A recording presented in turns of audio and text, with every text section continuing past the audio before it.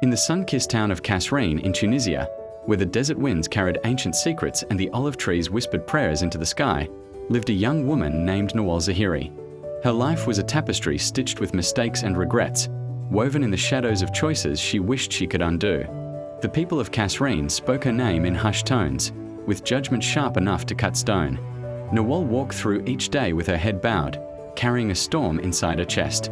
She believed there was no path back to mercy, no door through which light could return to her.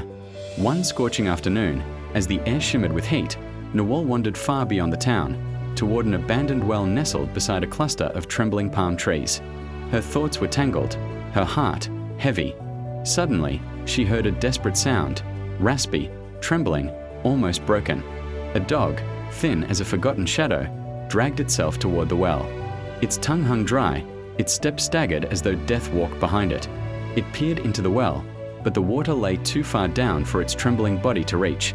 Nawal felt something shift inside her, something soft, buried long ago under the rubble of her sins. She approached slowly. The dog lifted its eyes, and in them she saw not an animal, but a plea, a silent prayer. She remembered a hadith her grandmother had once recited long before her downfall. The Prophet Muhammad, peace and blessings be upon him, said, "There was a dog moving around a well whom thirst would have killed. Suddenly, a prostitute from the prostitutes of Bani Isra'il happened to see it, and she drew water in her shoe and made it drink, and she was pardoned because of this." The words echoed through her heart like a lantern lighting itself. Mercy, even for someone like her. She looked around. There was no bucket, no cup, nothing but a patch of dusty earth and her own worn sandals.